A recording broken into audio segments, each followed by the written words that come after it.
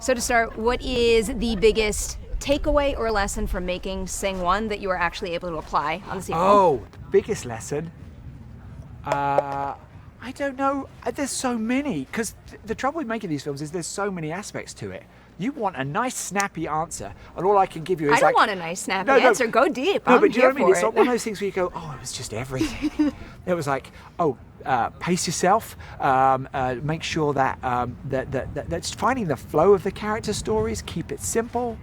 Keep it relatable. And always make sure that the music fits the story and the characters, even the funny stuff. It has to fit organically and naturally. You can't just say, I love this song and just stick it in.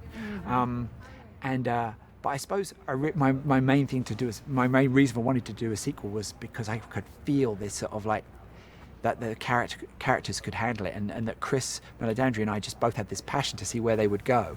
Yeah. Was there any particular character arc that was the toughest to, crack or work into this particular story? Because one of the things that impresses me most about these movies is you have so many different characters that all experience a transformation, and that's not an easy thing to do in a sub 2-hour movie. No, it's true. It's not easy. And that finding that rhythm to go from one story back to another, that's actually probably the trickiest part of the entire process.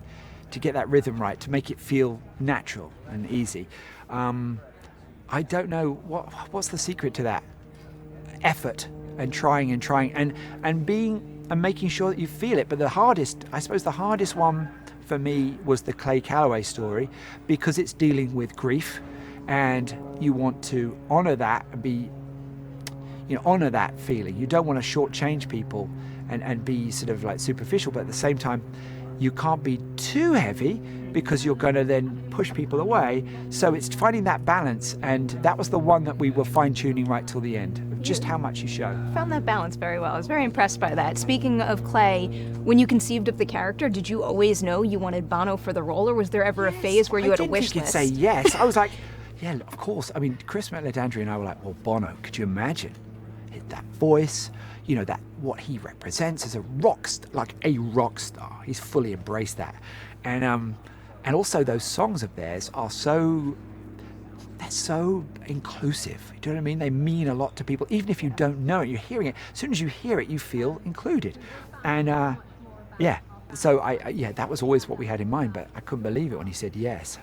How about Halsey? Because that was one amazing character that, and like her voice in that role popped more than I think I was ready for. So were you always going like beeline right for her, or did you ever consider, a wish list there? No, again, you don't think everyone's going to say yes. You think, well, let's see. But luckily, the first film seemed to resonate with people, and they were interested in seeing how they liked it. So, well, how would they work in this?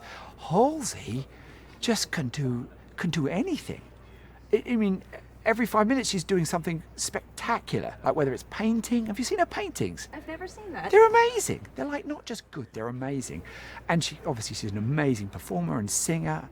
And then turns up and just nails it in front of the microphone, being Portia, with real gusto. There wasn't like, there's no like half measure with her. She was like, I get it, and bang. You can't ask for more when you're directing a film like this, to have people of that caliber give everything they've got.